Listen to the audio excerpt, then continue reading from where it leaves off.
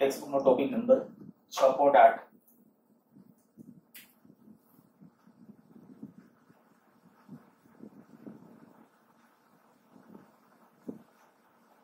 ઘુંઘરી પ્રવાહ અથવા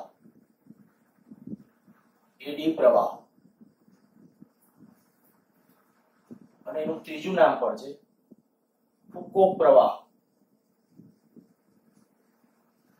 ઘણી વખત ફુકોટ પાછળ ટ ફુકોટ.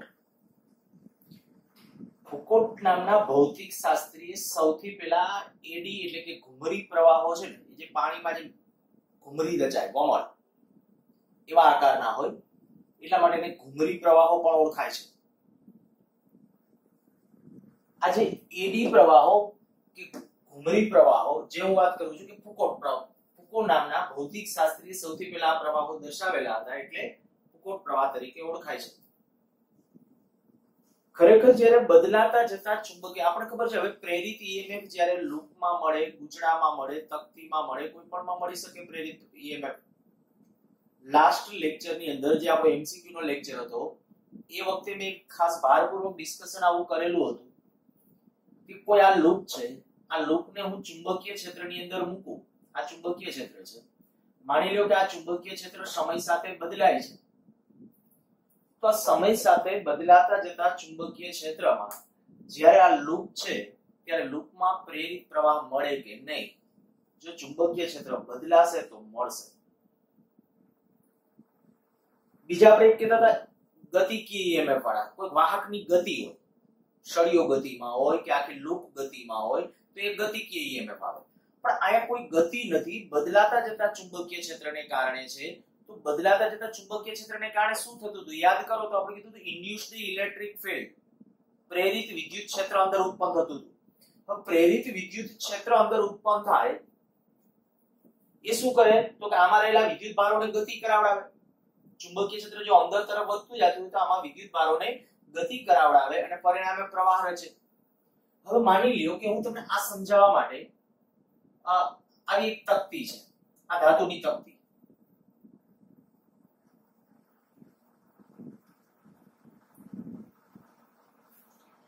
અને છે ચુંબકીય ક્ષેત્રમાં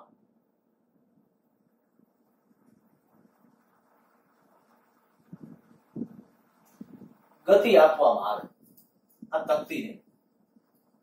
ચુંબકીય ક્ષેત્રમાં જો ગતિ આપવામાં આવે, માની લો કે આ તકતી છે આ રીતે મુક્ત પતન કરતી હોય, એ કાંઈ ન કરો તો આવું વિચારો, માની લ્યો કે આ જે ગતિકીય ઈએમએફ માં નથી જવું, આપણે આમ કરીએ કે આ તકતી છે, વાહક તકતી, બરાબર, તકતી વાહક.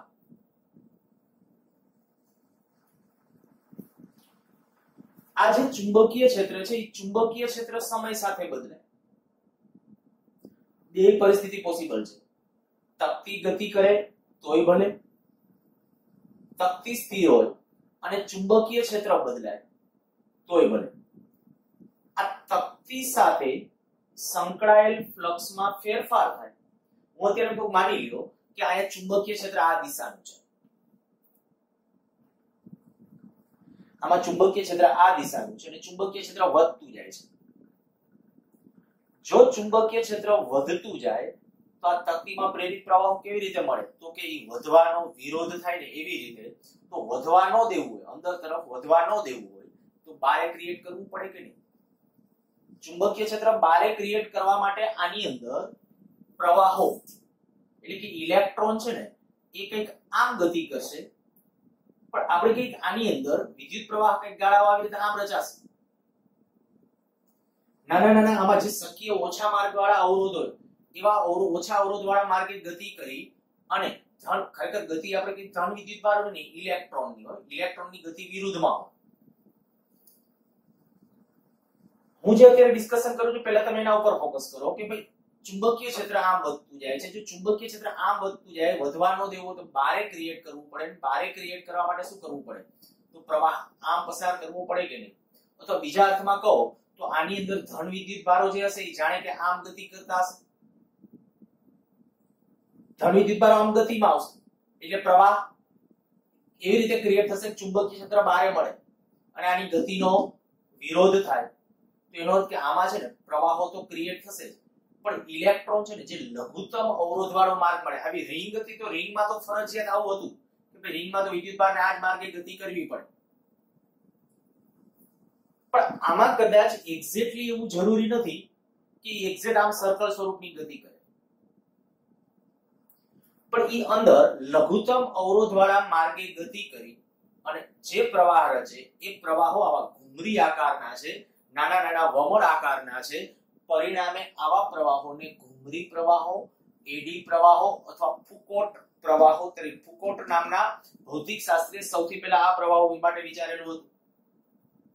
એટલે આ પ્રવાહોને ફુકોટ પ્રવાહો તરીકે પણ ઓળખવામાં આવે છે. હું ખાલી અત્યારે આટલું લખું, જ્યારે કોઈ વાહક સાથે સંકળાયેલ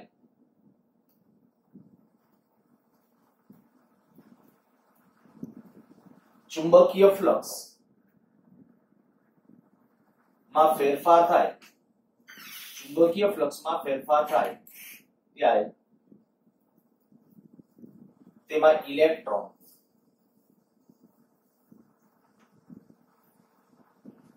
લઘુત્તમ અવરોધવાળા માર્ગે ગતિ કરી પ્રવાહો રચે છે. આવા પ્રવાહો ઘુમરી પ્રવાહો અથવા તો એડી પ્રવાહો કહે છે. જ્યારે વાહક સાથે સંકળાયેલ ચુંબકીય ફ્લક્સમાં ફેરફાર થાય, કઈ રીતે થાય એ બહુ અગત્યનું. વાહક તકતી છે, સળીઓ છે, બીજો કોઈ પણ ગર્ભ હોય, પણ એ વાહક કે જેની સાથે સંકળાયેલ ફ્લક્સમાં ફેરફાર થાય અને ત્યારે એમાં પ્રવાહ રચાય, એટલે ઇલેક્ટ્રોન લઘુત્તમ અવરોધ વાળા માર્ગે ગતિ કરી અને પ્રવાહ રચશે. એ જે પ્રવાહો છે એ કેવા છે? ઘુમરી આકારના છે, માટે એને ઘુમરી પ્રવાહો અથવા એડી પ્રવાહો અથવા ફુકોટ પ્રવાહો તરીકે ઓળખવામાં આવે છે. અને જુઓ તો અહીંયા આપણે એમ કહી શકાય કે માની લો કે આ ચુંબકીય ક્ષેત્ર હતું. હવે તમને પ્રશ્ન એમ કહેવામાં આવે કે એક ચુંબકીય ક્ષેત્રની અંદર છે લંબ રૂપે એક તકતી રહે, એનું સમતલ એવી રીતે મુક્ત પતન આપવામાં આવે છે.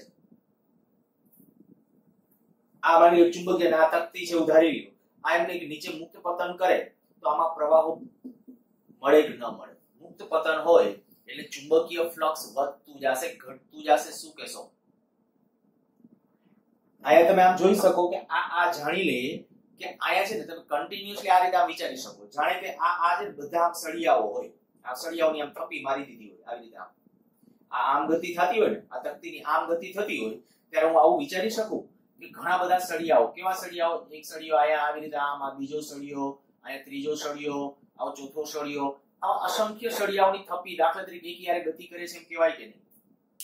તો ઓલું જે ગતિકીય ઈએમએફ આવી ગયો એનો કોન્સેપ્ટ આવી જાય. હવે એમાં તમે કયો છેડો ધન બને ને કયો ઋણ બને ની બધું નક્કી કરી શકો, બરાબર? હું કોઈ પિંજણમાં અત્યારે પડતો નથી. કદાચ તમને એવા એમસીક્યુ પૂછે કે ભાઈ આ તકતી છે આવી રીતે આમ ગતિ કરે છે તો એમાં પ્રેરિત ઈએમએફ મળે? તો જો ચુંબકીય ક્ષેત્રને લંબ રૂપે ગતિ કરે તો વિચારો જોઈએ કે સળિયાની લેન્થ તમે કારણ કે આ બે છેડા વચ્ચે મળે, આમ ને આમ પાછું ન મળે, આ બે બિંદુ વચ્ચે ન મળે. એને શીખવાડેલું છે એમસીક્યુ ના લેક્ચરો વખતે.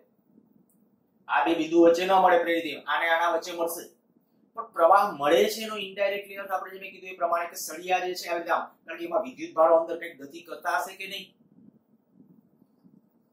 તો જ્યારે વિદ્યુત ભારોની જે ગતિ છે એટલે કે ઇલેક્ટ્રોનની જે ગતિ છે એને પરિણામે જે પ્રવાહો રચાય છે, જો એમાં આખી વાહક તકતી હોય ને, આખી તકતી સ્વરૂપમાં, તો એવું બને કે ભાઈ ઇલેક્ટ્રોન લઘુત્તમ અવરોધ વાળા માર્ગે ગતિ કરી અને એવા પ્રવાહો રચે છે.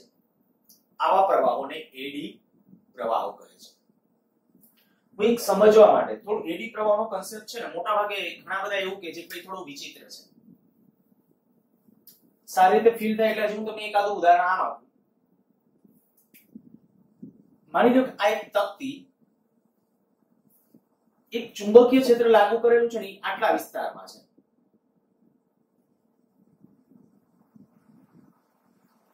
કેવી રીતે છે? માની લો કે ચુંબકનો એક ધ્રુવ આ બાજુ છે, બીજો ધ્રુવ પાછળની સાઈડ છે. આ બાજુ N ધ્રુવ છે, આમ અંદર બ્લેકબોર્ડની પાછળની સાઈડ માની લો કે S ધ્રુવ છે. તો શું કહેશો?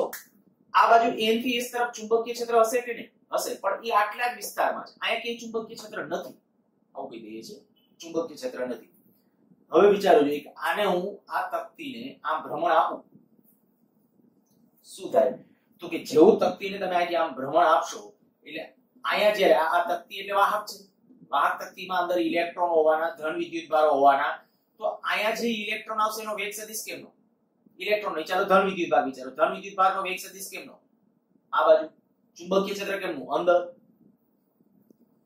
આથી સીધો જેવો આવી રીતે અંદર એન્ટર થશે એટલે તરત જ કહી શકે કે એના ઉપર બળ લાગશે, બળ લાગે એટલે આમ જાય, ઇલેક્ટ્રોન આમ જાય. ખબર પડે છે કે ઇલેક્ટ્રોન અને વળી પાછા કે જો આ જેવો આ ચુંબકીય ક્ષેત્રમાંથી એની બહાર આવશે, આ ભાગ જેવો અહીંથી ચુંબકીય ક્ષેત્રમાંથી બહાર આવશે, તરત વિચારો જોઈએ, જો અહીંથી આ ચુંબકીય ક્ષેત્રમાંથી બહાર આવે એટલે તરત જ શું થયું? તો કે વિદ્યુતભાર ઉપર વળતો ગતિમાર્ગ. અહીંયા સુધી પેલી કન્ડિશન આવે કે આ જે ચુંબકીય ક્ષેત્રની અંદર આપણે કઈ વિદ્યુતભાર છે, ચુંબકીય ક્ષેત્ર અંદર વેગ સદિશ આમ છે એટલે બળ કેમનું લાગ્યું? આ બાજુ. ધન આમનો આવ્યો, ઇલેક્ટ્રોન આ બાજુ ગયા, એટલે વધુ ને વધુ ઇલેક્ટ્રોન અહીંયા ભેગા થયા, અહીંયા વધુ. પણ જો અહીંયા પછી આ ઋણ પહોંચે આમ ધન, ત્યાં વળી પાછું ચુંબકીય ક્ષેત્રમાંથી બહાર આવે એટલે તરત જ એમ કહી શકાય કારણ કે સ્થિતિમાનનો તફાવત નાબૂદ થાવ એટલે ઇલેક્ટ્રોન પાછા હતા અહીંયા જવા જોઈએ કે નહીં. એટલે પરિણામે કોઈ લઘુત્તમ અવરોધ વાળા માર્ગે ગતિ કરી અને પ્રવાહો રચે. આવા પ્રવાહોને ઘુમરી પ્રવાહો અથવા એડી પ્રવાહો તરીકે ઓળખવામાં આવે છે. એડી પ્રવાહોની તમે કદાચ ઘણી બધી ઇફેક્ટ YouTube ની અંદર વિડિયો સર્ચ કરશો ને તો એની અંદર પણ તમને ઘણી બધી ઇફેક્ટ જોવા મળશે.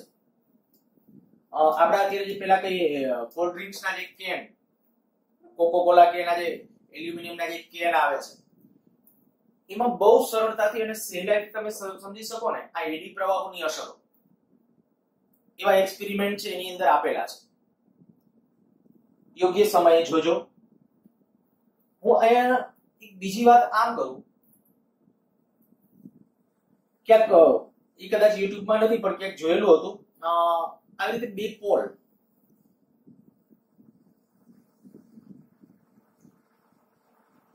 કે જાદુના શો માં કે અહીંયા કે આવો કંઈક ટીવી માં કદાચ પ્રોગ્રામ ચાલુ હતો અને ત્યારે એ વખતે આ બે અતિ ઊંચા ધાતુના પોલ હોય અને એની વચ્ચે એક ધાતુની બ્લેડ,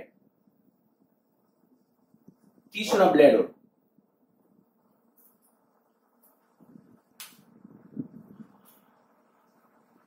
આ બ્લેડ ને ઉપરથી અહીંથી પડતી મૂકવા માટે બ્લેડ આવે ઝડપથી નીચે,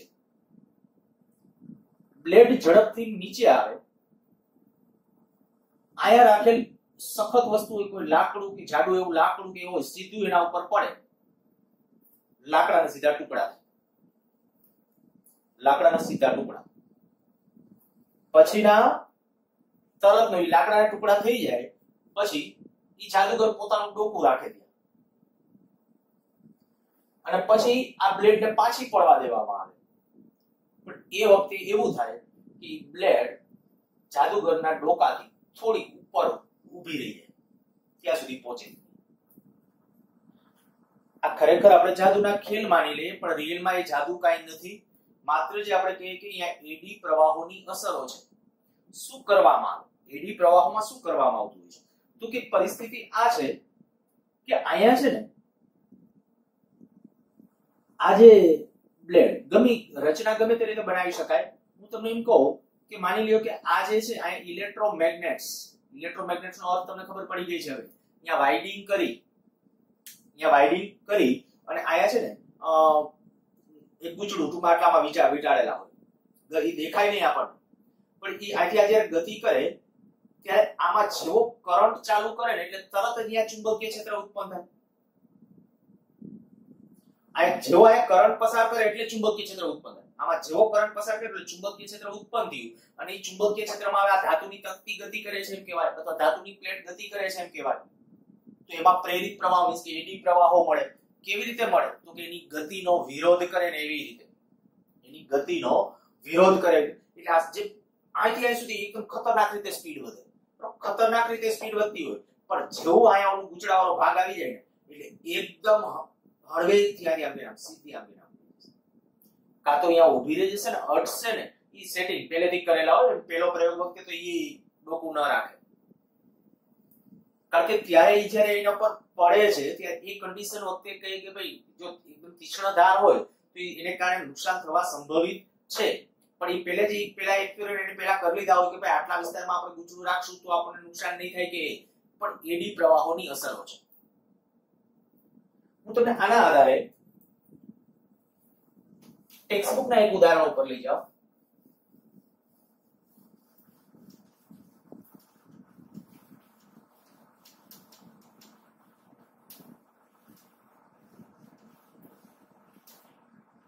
પ્રબળ ચુંબકના બે ધ્રુવો વચ્ચે આકૃતિની ટેક્સ્ટબુકમાં જોજો, હું આકૃતિ ખાલી તમને સમજાય એવી રીતે ડ્રો કરું છું.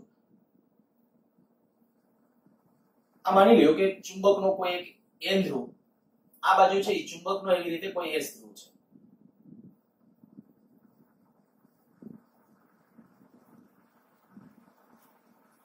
અહીંયા N ધ્રુવ, આ S ધ્રુવ છે. ચુંબકીય ક્ષેત્ર આ રીતે આમ છે, N થી S તરફ. જો આવું કરવામાં આવે, માની લો કે દ્રઢ આધાર ઉપરથી, આ દ્રઢ આધાર ત્યાંથી એકદમ પાતળા થ્રેડ દોરા વડે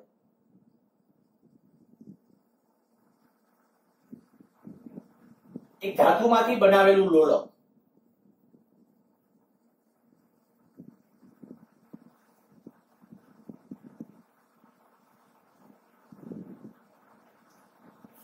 પેલા કદાચ આપણે એવું કરવાનું, આ એક્સપેરિમેન્ટ તમે જાતે કરી શકો ઘરે. નાનકડા એવા ચુંબકો હોય ને, બે ચુંબકો જોઈએ. શું કરવાનું, પેલા કોઈ દોરા વડે કે એક ધાતુની પ્લેટ લઈ લેવાની. પ્લેટ મોટી હશે એમ એક્સપેરિમેન્ટ સારી રીતે જોઈ શકશો.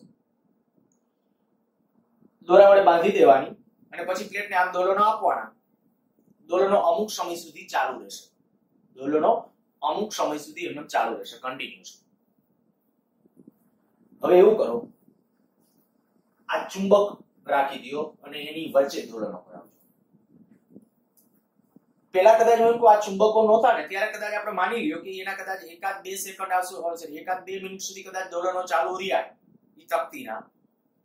પણ જેવા કદાચ આ ચુંબક રાખશો ને અને જેવું તમે કોઈ એમાં જે કહેવાય કે આમ અમેગ્નેટિક મટીરીયલ પાછું જેની અંદર આવા એડી પ્રવાહો રહે છે, આમ વાહક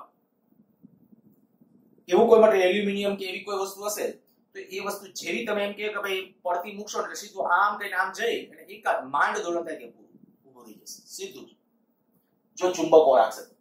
શું કામ આવું થયું તો કે એડી પ્રવાહ. તમે સમજી શકો કે અહીંયા જ્યારે ચુંબકીય ક્ષેત્ર છે, આ ચુંબકીય ક્ષેત્ર કેમનું છે, આ તરફ જો સમજો, હું કન્સેપ્ટ આખો સમજાવું છું. હવે આ માની લો કે આમ અંદર એન્ટર થાય છે ચુંબકીય ક્ષેત્રમાં. ચુંબકીય ક્ષેત્ર અહીંથી આમ છે. આ પેલા આ તકતી વાળું લોલક જે છે પેલા બારે હતું, હવે અહીંથી આમ થઈને આમ આવે છે. જેવું અંદર ચુંબકીય ક્ષેત્રમાં એન્ટર થાય એટલે એની સાથે સંકળાયેલું ફ્લક્સ વધે. કઈ દિશામાં વધશે? આ બાજુનું ફ્લક્સ વધશે, કારણ કે ચુંબકીય ક્ષેત્ર આમ છે.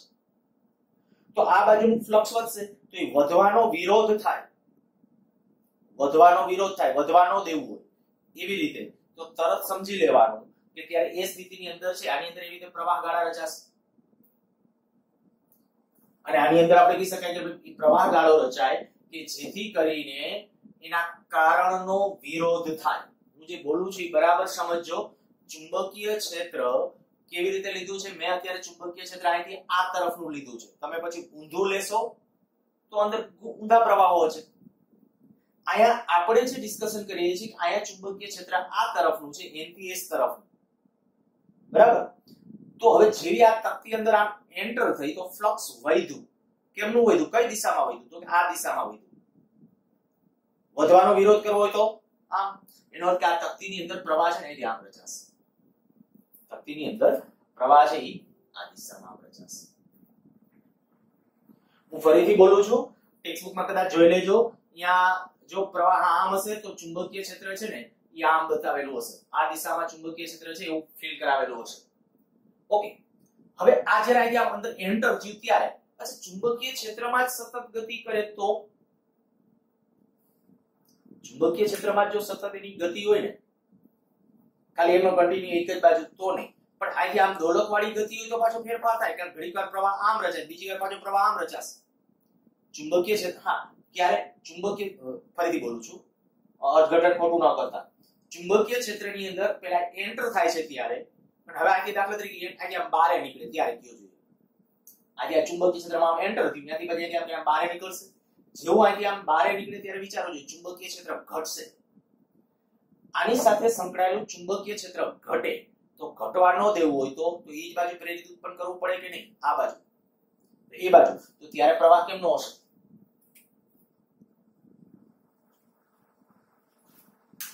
અને આ પ્રવાહો કેવી રીતે હોય? તો કે એના કારણનો વિરોધ કરે તે રીતે. હંમેશા એડી પ્રવાહો યાદ રાખજો કે એડી પ્રવાહો કે આ તો કોઈ પણ આ જે પ્રેરિત પ્રવાહ આપણને મળે ને પ્રેરિત પ્રવાહ એના કારણનો વિરોધ કરે એવી દિશામાં હોય.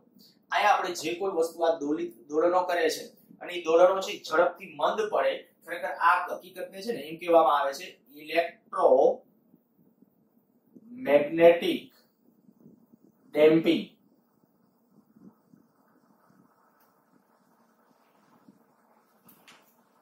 ઇલેક્ટ્રોમેગ્નેટિક ડેમ્પિંગ આની વ્યાખ્યા આપવી તો શું કહી શકાય?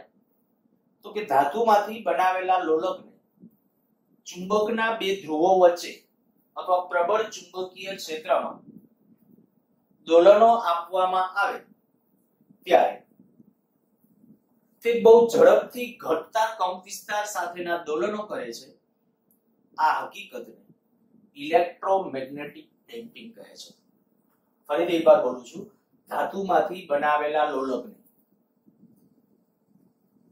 પ્રબળ ચુંબકના ચુંબકીય ક્ષેત્રમાં અથવા ખાલી ચુંબક, પ્રબળ ચુંબકો ન બોલો અને ખાલી ચુંબકીય અથવા પ્રબળ ચુંબકીય ક્ષેત્રમાં દોલિત કરવામાં આવે ત્યારે તેની સાથે સંકળાયેલ ફ્લક્સમાં ફેરફાર થવાથી તે ઘટતા કંપવિસ્તાર સાથેના દોલનો કરે છે. આવા દોલનો ઇલેક્ટ્રોમેગ્નેટિક ડેમ્પિંગ કહે છે. અચ્છા, આજે ઇલેક્ટ્રોમેગ્નેટિક ડેમ્પિંગ અથવા જે કે એડી પ્રવાહો જે ક્રિએટ થયા, ખૂબ અગત્યનો અથવા સારો એક ક્વેશ્ચન ગણાય એ આ એડી પ્રવાહો ની અસરો ઘટાડવાના ઉપાયો. એક વાર બોર્ડ ની અંદર પૂછ્યો છે, બહુ સિમ્પલ અને સરળ. એડી પ્રવાહોની અસરો ઘટાડવાના ઉપાયો. તો કે જો તમારે કોઈ જગ્યાએ ચુંબકીય ક્ષેત્રની અંદર માની લ્યો કે આવી કોઈ તકતી કે એવું કંઈ લેવાની જરૂર હોય તો શું કરો? અનેક સ્લોટ્સ આપી દો. સ્લોટ્સ એટલે ખાંચા. આ દાખલા તરીકે ધાતુમાંથી બનાવેલું જે લોલક છે એને મારે ચુંબકીય ક્ષેત્રમાં દોલનો આપવું છે ને, તો એને આવી રીતે ટેક્સ્ટબુકમાં એને આકૃતિ વિવર્ધિત કરીને બાજુમાં દર્શાવેલી છે. હું ખાલી આ ભાગ છે ને માની લ્યો કે આપણે આવી રીતે આમ કરી નાખીએ, થોડો વિવર્ધિત કરીને આપણે ડ્રો કરીએ છીએ.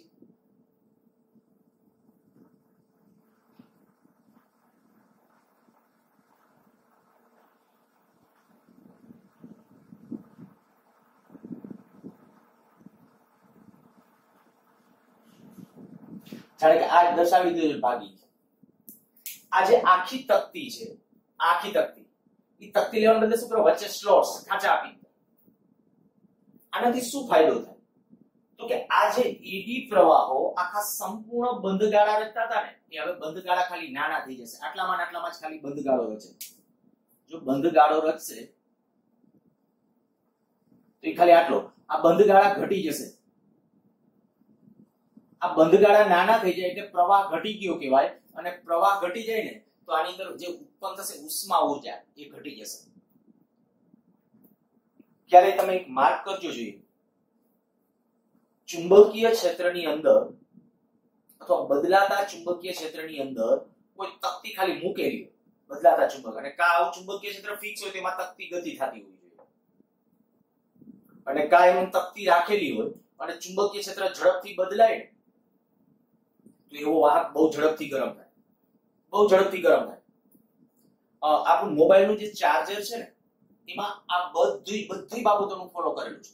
આપણે આના પછીના ચેપ્ટરની અંદર હું તમને સમજાવીશ જે ટ્રાન્સફોર્મર કહેવાય ને, બરાબર, કે ઈ ચાર્જરની અંદર શું હોય. તો એની અંદર આ બધી બાબતો ધ્યાનમાં રાખી. અંદર સ્લોટ્સ પણ આપેલા હોય અને બે રસ્તા છે એડી પ્રવાહની અસર. હું ખાલી બે વિધાન જ લખું છું, તમારે થોડું વ્યવસ્થિત લખવાનું. તો કે વાહક માં સ્લોટ્સ એટલે કે ખાંચાઓ ખાચાઓ પાડવા. મેં ખાલી આ સ્ટેટમેન્ટ લખ્યું છે, બરાબર. એના આજુબાજુનું વર્ણન કે ભાઈ સ્લોટ્સ પાડવાથી શું થાય તો કે પ્રવાહ ગાળા છે, મોટો પ્રવાહ ગાળો છે એ ઘટી નાનો પ્રવાહ ગાળો થઈ જશે. પ્રવાહ ગાળો ઘટી જાય એટલે અંદર ઉત્પન્ન થતી ઉષ્મા, કારણ કે W બરાબર I2RT, વાહકમાં જે રજો આ તકતીનો અવરોધ R જેટલો હોય તો આપણે કહી શકાય પ્રવાહના વર્ગના સમપ્રમાણ. તો પ્રવાહ જો ઘટી જાય તો ઉષ્મા છે ઘણી બધી ઘટી જશે. અને બીજું વાહકને, વાહક અથવા તો ગર્ભ ભાગ અનેક લેમિનેટેડ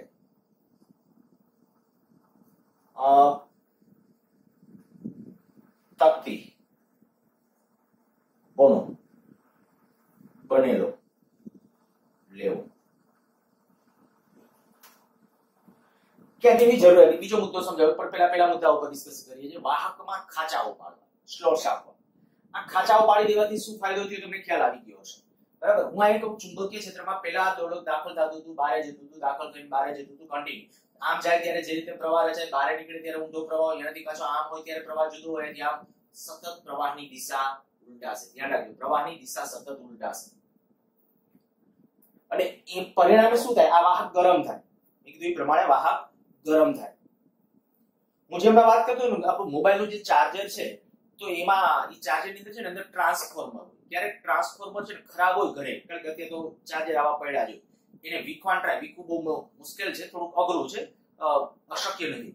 પણ એ ચાર્જર તમે વીખશો તો એની અંદરથી પટ્ટીઓ નીકળશે, લેમિનેટેડ કરેલી આવી છે ને પટ્ટીઓ તમને જોવા મળશે. કદાચ જો કોઈ વીખેલું હશે ક્યારેય તો તમને ખબર પડશે, ઈ અને આ આકારની આવી પટ્ટીઓ જોવા મળે, ખાંચા આપેલા હોય.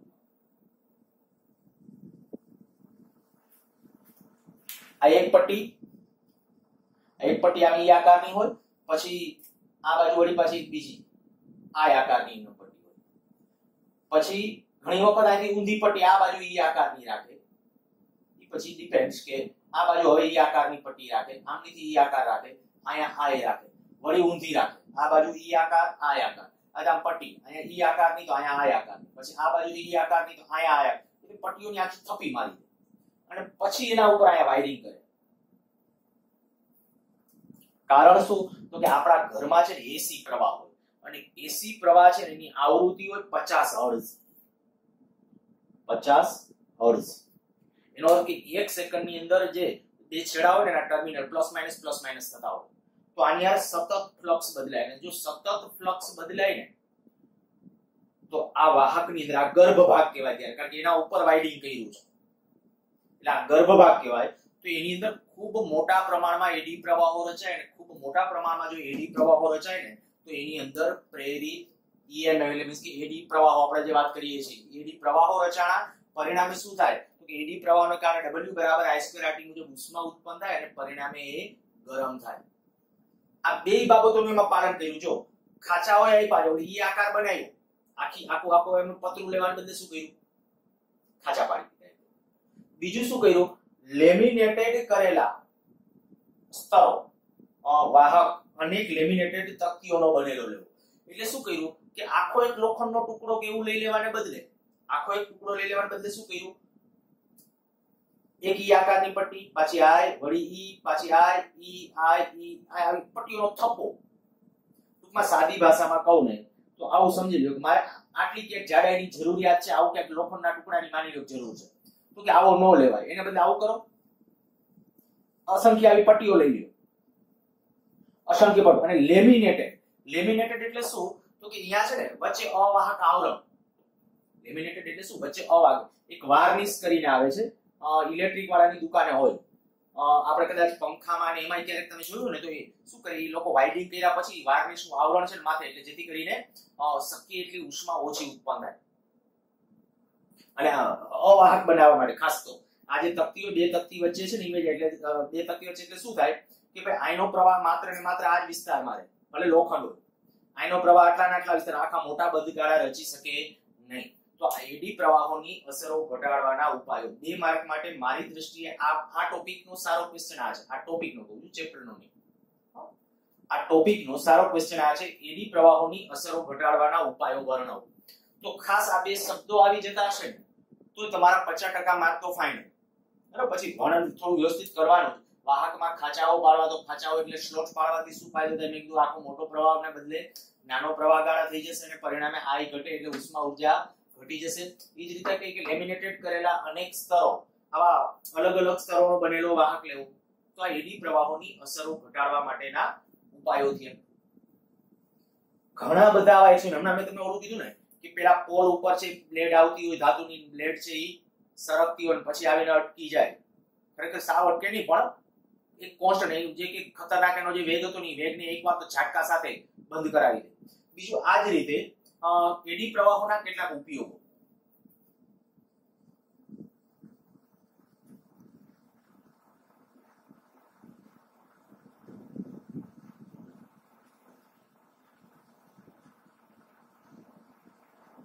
આધુનિક ટ્રેનમાં આધુનિક ટ્રેનોમાં braking system, smooth brake system.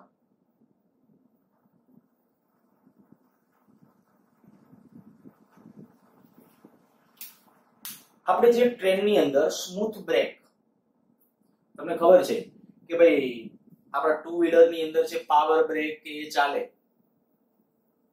Disc brake ચાલે, ફોર વ્હીલર ની અંદર એ છે એ બહુ એક્યુરેસી પૂર્વક બધું ફિટ કરો તો એ બધી બ્રેકો, એર બ્રેક ને એવું બધું ચાલે. ટ્રેન ની અંદર એર બ્રેક તો હજી ઠીક છે, પણ બાકી હાઇડ્રોલિક બ્રેકો કે પાવર બ્રેક કે એવું બધું લગાડવા જાય તો ટ્રેન ગોથા ખાઈ જાય. કારણ કે એનું મોમેન્ટમ જાજુ હોય, દળ મોટું છે એટલે શું થાય કે કદાચ જેવું એન્જિન ને કે એને બ્રેક મારવા ટ્રાય કરે બધું પાછળના ડબ્બા બધા થઈ જાય આગળ. એટલે એમાં જે બ્રેકિંગ સિસ્ટમ હોય ને સ્મૂથ બ્રેકિંગ સિસ્ટમ હોય. ફાસ્ટ સુપર ફાસ્ટ ટ્રેનોમાં તો અત્યારે સિસ્ટમ છે જ. હું બોલું કે આધુનિક ટ્રેનોની અંદર એમાં શું કરવામાં આવે છે તો કે એના જે પાટા હોય ને એ પાટામાં ઓલરેડી જે જગ્યાએ સ્ટેશન આવતું એ જગ્યાએ પાટામાં જ ઓલરેડી છે ને ત્યાં સ્થિત ચુંબકો, પાટાની અંદર એ પટ્ટા સાથે અહીંયા સ્થિત ચુંબકો એની અંદર ફિટ કરેલા હોય. ચુંબકો ટૂંકમાં પ્રબળ ચુંબકના ધ્રુવ અંદર ફિટ કર્યા હોય. જેવી અહીંયાથી આમ ટ્રેન આવે એટલે ટ્રેનની અંદર એક બીજા અંદર ઇલેક્ટ્રોમેગ્નેટ્સ પણ જનરેટ થાય. ઓલા ચુંબકો તો હોય જરૂરિયાત પ્રમાણે, અને બીજો આ હકીકતનો ઉપયોગ કરે કે આખા પાટામાં કન્ટિન્યુઅસલી રાખવાને બદલે છે પછી આ રીતે આ સિસ્ટમ ઊભી કરી હોય કે વચ્ચે ક્યાંક બ્રેક મારવાની જરૂરિયાત ઊભી થઈ તો એના માટે શું હોય કે બ્રેક જે ટ્રેન હોય ને ટ્રેનની શાફ્ટ ત્યાં ઇલેક્ટ્રોમેગ્નેટ્સ રાખ્યા હોય. ઇલેક્ટ્રોમેગ્નેટ્સ જેવી સ્વિચ ઓન કરે ને, સ્વિચ ઓન કરે એટલે ઈ જે ઇલેક્ટ્રોમેગ્નેટ્સ જે કહું છું વાઇડિંગ, એમાં પ્રવાહો પસાર થાય એટલે તરત જ ઈ ચુંબકીય ક્ષેત્ર ઉત્પન્ન કરે અને ચુંબકીય ક્ષેત્રમાં ઓલા વ્હીલ ની ગતિ કરતા હોય તો એમાં એડી પ્રવાહો ઉત્પન્ન થાય. એડી પ્રવાહો કેવી રીતે ઉત્પન્ન થશે તો એની ગતિનો વિરોધ કરતી દિશામાં, અને ઈ બ્રેક સ્મૂથ હોય. શું કામ સ્મૂથ હોય તો એને સમજવા માટે હું એમ આવું કહું, આ એક બરાબર BIL, આ બી, આ જે પ્રવાહ કેટલો તો કે BLV અપોન IL તો થશે B square L square V upon R. તો F is proportional to વેગના સમચલનમાં. આ વિરોધક બળ છે, લેન્ઝ બળ છે. ટ્રેન અતિ સ્પીડમાં હશે એટલે આ બ્રેક થોડી વધારે લાગે, વેગના વધારે લાગે, બળ બ્રેકિંગ ફોર્સ વધુ હશે. પણ જેવું આમ દાખલા તરીકે ટ્રેન ગતિ કરે છે બહુ મોટી સ્પીડે અને અંદર ઇલેક્ટ્રોમેગ્નેટ્સ ચાલુ થાય, જેવું ચાલુ થાય ને સેજ ઝાટકો આવે, જરાક જ. પણ એ વખતે તરત જ શું થયું, એકદમ વિરોધક ફોર્સ લાગ્યો. પણ જેવું એકદમ વિરોધક ફોર્સ લાગ્યું ને એટલે તરત જ ઇન્સ્ટન્ટ વેગ ઘટે, અને જેવો વેગ ઘટે એટલે બળ ઘટી ગયું. બળ ઘટ્યું એટલે વળી વેગ. તો ઈ જે કન્ડિશન કે બળ છે કેના સમચલનમાં થઈ ગયું, વેગના સમચલન. જેટલો ટ્રેનનો બહુ જાજો વેગ હશે તો પેલા બ્રેક જાજી લાગે, પણ જેવો વેગ ઘટે, બ્રેક લાગી એટલે તરત વેગ ઘટે, પણ વેગ ઘટે એટલે બ્રેક એટલી ને એટલી ન રહે, સીધું બળે ઘટી જાય, બ્રેકનું બળ બ્રેકિંગ ફોર્સ ઘટી જશે. એટલે કહી શકાય આધુનિક ટ્રેનોની અંદર બ્રેકિંગ સિસ્ટમની અંદર એનો ઉપયોગ થાય. પછી આવી જ રીતે ઇન્ડક્શન ભઠ્ઠી,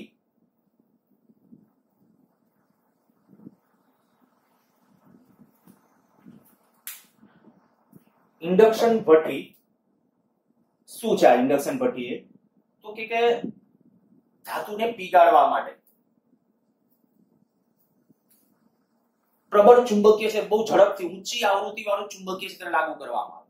માની લો કે હું અત્યારે આજે ઓરડામાં છું, માની લો કે અહીંયા જ મારે ઇન્ડક્શન ભઠ્ઠી ઊભી કરવી છે તો શું કરવાનું હોય? તો કે અહીંયા છે ને મેં ગુચડાઓ રાખી દીધા હોય કે ભાઈ દિવાલને અહીંયા છે એવી પ્રબળ ચુંબકીય ક્ષેત્ર ઉત્પન્ન કરી શકે એવા ધાતુના જાડા તારમાંથી બનાવેલા ગુચડા, બરાબર, એ ગુચડા રાખી દીધા છે. અને ઈ પાછા કેવી રીતે હશે? તો કે ગુચડાઓ ખાલી ચુંબકીય ક્ષેત્ર ઉત્પન્ન કરે, ઈ પાછા પીગળી ન જવા જોઈએ, એ પીગળી ન જવા જોઈએ. તો એને છે ક્યાંક અવાહક, ઉષ્મીય અવાહકો વડે અલગ કર્યા હોય. ઉષ્મીય અવાહક, ચુંબકીય અવાહકો નથી કહેતો. માની લો કે આ બાજુ એક ગુચડું છે, આ બાજુ એક ગુચડું છે, વચ્ચે અહીંયા આપણે કે ઉષ્માના અવાહકો રાખ્યા છે. હવે શું થયું કે જેવું એ ગુચડું રાખ્યું, ગુચડામાંથી હું એકદમ એસી ઊંચા મૂલ્યનો ઊંચી આવૃત્તિ વાળો એસી પ્રવાહ પસાર કરીશ એટલે ચુંબકીય ક્ષેત્ર ઉત્પન્ન થશે ને બદલાશે. વચ્ચેના વિસ્તારમાં ચુંબકીય ક્ષેત્ર ઉત્પન્ન થયું અને ચુંબકીય ક્ષેત્ર બદલાશે. અને જેવું ચુંબકીય ક્ષેત્ર બદલાશે એટલે અહીંયા અંદર તમે કોઈ ધાતુનો ગઠ્ઠો કે કોઈ જે વસ્તુ પીગાળવી છે એ વચ્ચે મૂકી દો. શું થશે? જેવું ચુંબકીય ક્ષેત્ર અંદરથી પસાર થયું બદલાય છે, સતત બદલાય છે, એટલી ઝડપથી બદલાય છે કે એની અંદર પ્રવાહ એટલો બધો ઉત્પન્ન થાય કે પ્રવાહને કારણે શું ઉત્પન્ન થશે? I2RT મુજબ ઉષ્મા ઊર્જા ઉત્પન્ન થશે. અને I2RT મુજબ જો ઉષ્મા ઊર્જા ઉત્પન્ન થાય તો એટલી ઉષ્મા ઉત્પન્ન થાય કે વચ્ચે રહેલો એ ધાતુનો ગઠ્ઠો છે પીગળવાની શરૂઆત થઈ જાય, તો એને કહેવાય ઇન્ડક્શન ભઠ્ઠી. પણ આ ટેક્સ્ટબુક ની અંદર છે જ 4 ઉપયોગો આપ્યા છે. એડી પ્રવાહોના 4 ઉપયોગો આધુનિક ટ્રેનની અંદર, પછી ઇન્ડક્શન ભઠ્ઠીની અંદર, અને ત્રીજું આપણું કહું ઇલેક્ટ્રિક મીટર, આપણા power meter, electric power meter. પણ એ ઓલા ક્યાં તકતી વાળા, હવે તો કદાચ રેર કેસમાં ક્યાંક આપણને જોવા મળે, બરાબર, ક્યાંક જ જુદી જુદી જગ્યાએ જ્યાં આપણે પાવર મીટર અંદર તમે જોયું હશે એક તકતી હોય અને તકતી છે ને અંદર ફરતી હોય, તકતી અંદર ફરતી હશે. ઈ આપણો એનાલોગ મીટર કહેવાય. ઈ એનાલોગ મીટર છે ને આ સિદ્ધાંતને ધ્યાનમાં રાખીને, એડી પ્રવાહના સિદ્ધાંતને ધ્યાનમાં રાખીને છે ભ્રમણ કરતું. ત્યાં આપણા ઘરમાં જે મીટર છે, મીટરની અંદર જે કરંટ ટૂંકમાં જે તાર આવતા ને તારનું ગુચડું હોય અને એની અંદર છે ઈ સતત, કારણ કે આપણો એસી પ્રવાહ છે, ખાસ ધ્યાન રાખજો. એસી પ્રવાહ છે એ શું કરે? બદલાતું જતું ચુંબકીય ક્ષેત્ર. એસી પ્રવાહ એટલે સતત ઉલટ સુલટ, ચુંબકીય ક્ષેત્ર સતત બદલાય અને ચુંબકીય ક્ષેત્ર બદલાય એટલે અંદર કોઈ વાહક મૂકેલો તો એમાં પ્રેરિત પ્રવાહો મળે અને પ્રેરિત પ્રવાહોને કારણે એની અંદર ટોર્ક લાગે. ટોર્ક લાગે તો આપણે ટોર્ક વાળો મેં આગલા લેક્ચર વખતે એક દાખલો કરાવ્યો હતો તમને. ટોર્ક લાગે અને એનો આલ્ફા આપણે નક્કી કર્યો હતો તકતીનો. એવી રીતે અહીંયા આપણે કહી શકાય કે એ ભ્રમણ કરવા લાગે અંદર તકતી, અને તકતી ભ્રમણ કરતી હોય એ રીતે રીડિંગ ચડે. તો ઇલેક્ટ્રિક મીટર, હું અહીંયા એક લખતો નથી, હવે એ બધું ટેક્સ્ટબુકમાં છે.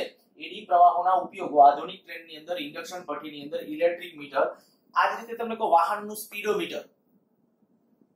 વાહનનું સ્પીડોમીટર, આપણા વાહનની અંદર જે સ્પીડોમીટર છે ને એમાં શું હોય તો કે વચ્ચે એક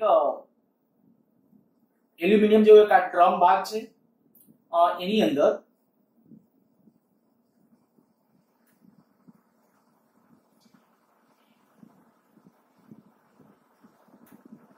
આપણે કદાચ ટુ વ્હીલર ની અંદર તો ખાસ આ જોઈએ જ હોય સ્પીડોમીટર ની અંદર. એમાં શું હોય, કદાચ એનું સ્પીડોમીટર ક્યારેક ખરાબ થઈ ગયું ને તો તમે ખોલજો તો તમને ખ્યાલ આવશે કે એક એલ્યુમિનિયમ જેવો એક નળાકાર હોય, નળાકાર, એ ચોક્કસ અક્ષરનો નથી, અંદર એનું મિકેનિઝમ છે. હું મિકેનિઝમમાં નથી જતો, આ ખાલી સિદ્ધાંત સમજાવું છું. જોજો, જ્યારે આપણે કહી શકીએ કે વ્હીલ ભ્રમણ કરે એટલે તરત જ એક તાર હોય. આપણે ઘણી વખત તમે જોયો તો એક આપણે કે બ્રેક નો તાર ને આ બ્રેક નો તાર જુદી વસ્તુ છે. સ્પીડોમીટર નો આ જે કેબલ છે એ કેબલ ની અંદર કાળા કલર નો જે કેબલ હોય ને અંદર વચ્ચે એક તાર હોય, તાર ફરતો હોય. ઈ જે અત્યારે અમુક જાડાઈનો જે તાર હોય તો એ તાર એટલે કાળા કલરનો કેબલ છે ને એની અંદર એક પાતળો તાર હોય. ઈ શું કરે તો એ વ્હીલ સાથે જ્યારે સંપર્કમાં, વ્હીલ એક ભાગ વ્હીલ તરફ હોય અને બીજો ભાગ છે ને ઈ આ બાજુ આમ સીધો ચડાવી દેવાનો. એટલે ઈ કેવી રીતે કન્ડિશન હોય તો ઈ તાર છે ને, ઈ તાર અહીંથી આમ આવે છે અને તાર આની અંદર બેસાડી દેવાનો વચ્ચે. એટલે અહીંયા એક ચુંબક હોય, ચુંબક સાથે છે ને ઈ તાર બરાબર ફિટ થઈ જશે. હવે જેવું ગાડીનું વ્હીલ ભ્રમણ કરવાનું ચાલુ કરે એટલે તરત જ આ તાર અંદર ફરે. તાર ફરતો હોય, તાર આખો રોટેટ થતો હોય અંદર. ટુ વ્હીલરમાં આ કન્ડિશન તમે જોઈ જશે.